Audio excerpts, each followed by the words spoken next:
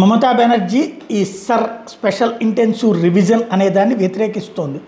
ఎందుకంటే అనేక మంది బంగ్లాదేశ్ నుంచి అక్కడ సెటిల్ అయిపోయినటువంటి వాళ్ళు ఓట్లు వేస్తున్నారు కాబట్టి. ఒకప్పుడు కమ్యూనిస్ట్ అట్లా ఓట్లు వేస్తున్నారని దానికి వ్యతిరేకంగా ఉద్యమించిన మమతా బెనర్జీ కమ్యూనిస్టులు వెళ్ళిపోయాక వాళ్ళని తన ఓటర్లుగా మలుచుకుని భారతదేశానికి వ్యతిరేకంగా ఉన్నా సరే వాళ్ళని ప్రోత్సహిస్తూ వస్తుంది, వాళ్ళ ద్వారానే గెలుస్తూ వస్తుంది.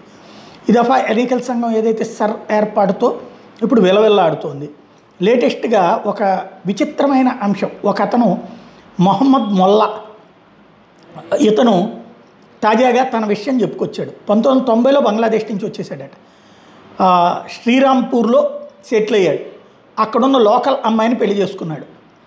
అదే సందర్భంలో ఈ ఓటర్ ఐడి కోసం వీటి కోసం తండ్రి పేరు ఉంటుంది కదా, ఫాదర్ అనే ప్లేస్లో ఫాదర్ ఇన్ లా అంటే మాంగారి పేరు రాసి, అంటే తన భార్యకి ఆయనే నాన్న, తనకే ఆయనే నాన్న అనమాట. అలాగా ఏర్పాటు చేశారు. ఓటర్ కార్డు తీసుకున్నాడు. ఇప్పుడు అట్లాంటి వాళ్ళు గొడవ, ఏంటి మా పరిస్థితి అన్నటువంటిది. అంటే పిల్లలు ఉన్నారు, మన వాళ్ళ స్టేజ్కి వచ్చారు, ఇప్పుడు ఏంటి అంటాడనమాట.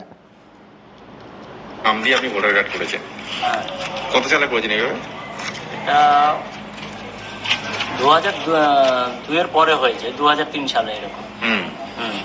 আপনি কি আদৌ ভারতীয় বাসিন্দা ছিলেন? না না, ভারতীয় বাসিন্দা নয়। ভারতীয় বাসিন্দা বলতে আমি এসেছি আমার মানে একটা দুর্ঘটনার ক্ষেত্রে আমি এখানে এসেছি, ঠিক আছে। দুর্ঘটনা বলতে আমাকে কিডন্যাপ হিসাবে এখানে মানে নিয়ে আসা। কত সালে এসেছিলেন বাংলাদেশ থেকে? ওটা তো আমার তখন তো বাচ্চা, তো তখন আমার কোনো ছিল না, জ্ঞান ছিল না কত সালে হয়েছে। কত বছর আগে এসেছেন? মোটামুটি আমার এখানে আসা হয়ে গেছে 35-এর উপরে হয়ে গেছে। কোথায় ছিলেন প্রথমে?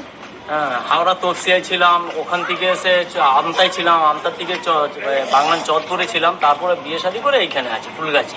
এই যে ডকুমেন্টস কি করে তৈরি করছিল, যে ভোটার কার্ড, আধার কার্ড, ওটা তখন আমাদের গ্রাম থেকে আর কি করা হয়ে গেছে। শ্বশুরের নাম দিয়ে হয়েছে? হ্যাঁ, না শ্বশুরের নাম দিয়ে কি করা হয়েছে, যখন আমার বিয়ে শাদী হয়ে গেছে সে কোথায় যাবে। এই যে এখন এসআইআর ফর্ম ফিল আপ করেছেন? হ্যাঁ, এসআইআর ফর্ম ফিল আপ করেছি, যা তো আমার কাছে ফর্ম। ఇది పరిస్థితి. ఇట్లాంటి విచిత్రమైన పరిణామాలు చోటు చేసుకుంటున్నాయి.